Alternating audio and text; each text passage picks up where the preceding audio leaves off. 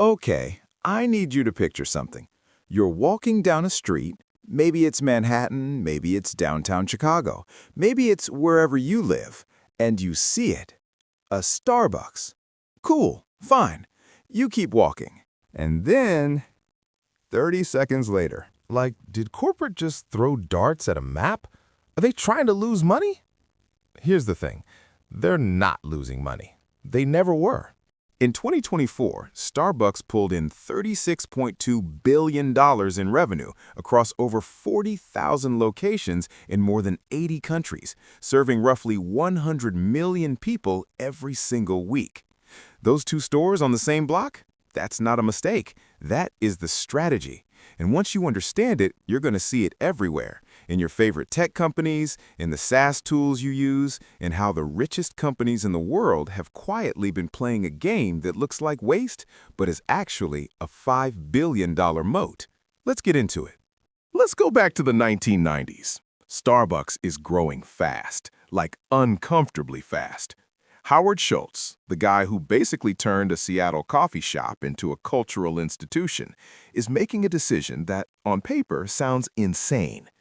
He's going to open stores next to his own stores, not across town, not in a new city, next to each other. His team called it the cluster strategy. The idea was simple.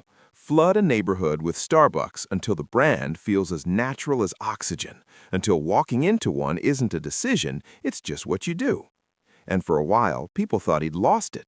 There's actually a famous Onion headline from this era that read, "New Starbucks opens in restroom of existing Starbucks."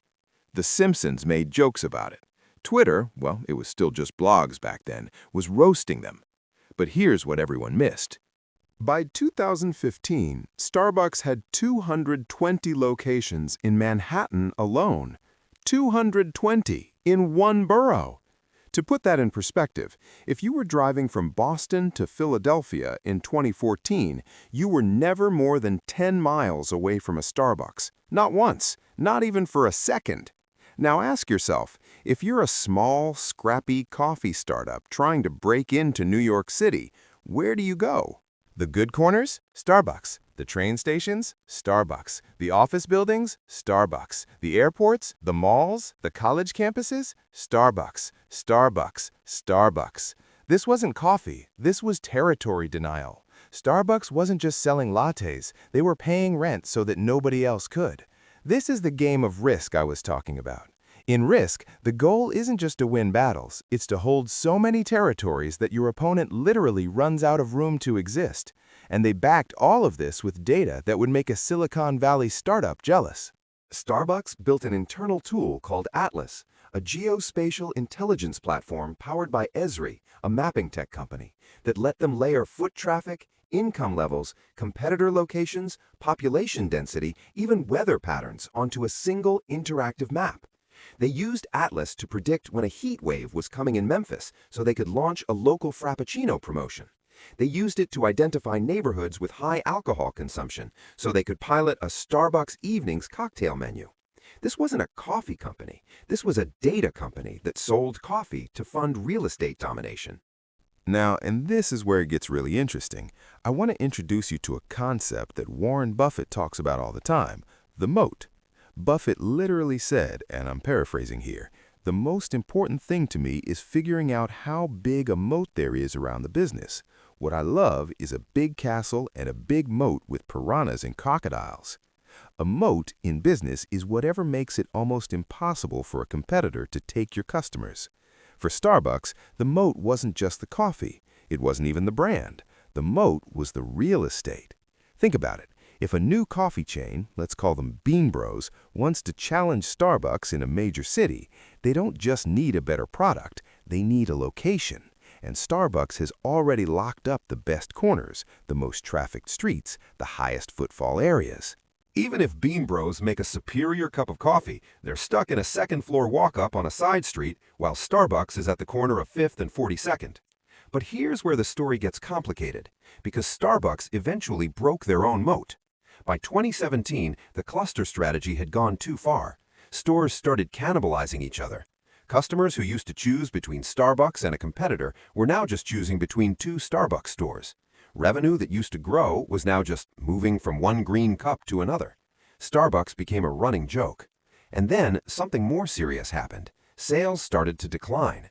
Urban competitors, smaller, hipper specialty coffee shops, started filling the gaps. Not in the prime corners that Starbucks owned, but in the character spaces, the cozy spots, the places that actually felt like somewhere you wanted to be. By late 2024, new CEO Brian Niccol announced Starbucks would close around 400 underperforming stores, 42 in New York, 20 in Los Angeles, 15 in Chicago. The moat had a crack. And yet, I want you to hold that thought, because that crack, it actually proves the lesson, not disproves it. The cluster strategy worked spectacularly for decades. The mistake wasn't having too many stores. The mistake was not evolving the reason for those stores. The moat worked until the water dried up. And that's a lesson that goes way beyond coffee. Now let me show you how this exact same playbook is being run by the biggest companies in the world right now, and why it matters to your money. Amazon. Amazon started as a bookstore. Then it became an everything store. Then it became a cloud company. Then a streaming service. Then a pharmacy. Then a grocery store. Every time you read a headline that said Amazon is entering Industry X, financial analysts would frown and say that's going to cannibalize their core business. But here's what they missed. Amazon wasn't trying to win each of those markets. They were trying to make it impossible for you to leave their ecosystem. As of 2025, AWS holds roughly 31 to 32% of the global cloud market, beating Microsoft Azure at around 23%. And here's the wild part. AWS is so profitable that its operating income in Q1 2025 alone was $11.5 billion, which subsidized Amazon's entire retail operation. Amazon offers hundreds of AWS services: big data, AI, networking, logging, storage, many of them free until you scale.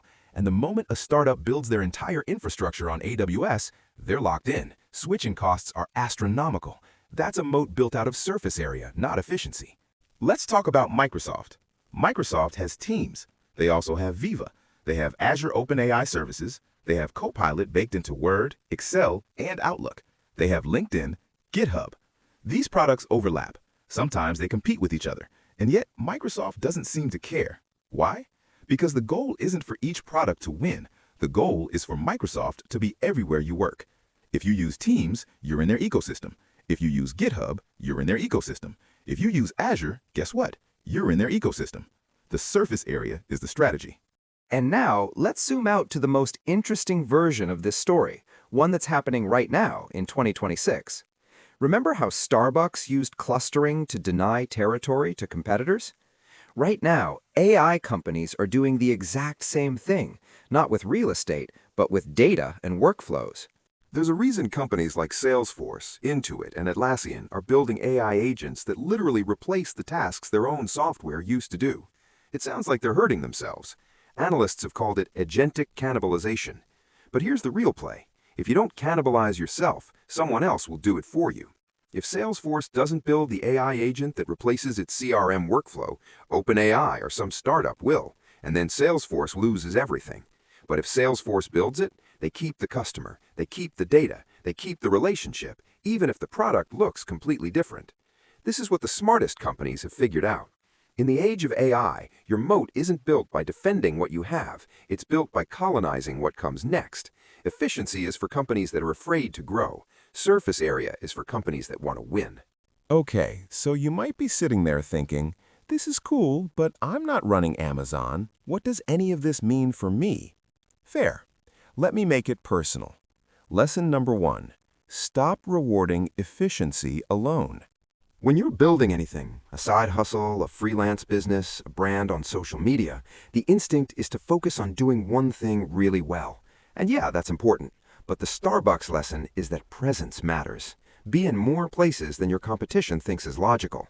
Start the YouTube channel and the newsletter and the podcast, not because you'll nail all of them immediately, but because you're colonizing territory. Lesson number 2. The second store isn't about profit, it's about signal. When Starbucks opened a second location on the same block, they weren't expecting double the revenue. They were sending a message. We're serious. We're permanent. Good luck competing here. In your own hustle, doubling down on a platform, posting more, showing up consistently, investing in that skill before it pays off, sends the same signal to your audience. Lesson number 3. The moat is always changing. If you're investing, and if you're watching this channel, you should be thinking about investing, ask yourself, what's the moat, and is it getting bigger or smaller? Not just, is this company profitable today? Anyone can be profitable today. The question is, are they building territory? Are they expanding their surface area? Are they making it harder and harder for a competitor to breathe? Because here's the truth about that two-store block that we started with. It's not corporate stupidity, it's corporate arrogance, the kind that comes from knowing exactly how the game works. And now, so do you. If this video made you look at business differently, even just a little, drop a comment telling me what company you think has the best moat right now. I genuinely read every one. And if you want to understand why the companies everyone calls crazy tend to be the ones that win, subscribe. That's exactly what this channel is about. I'll see you in the next one.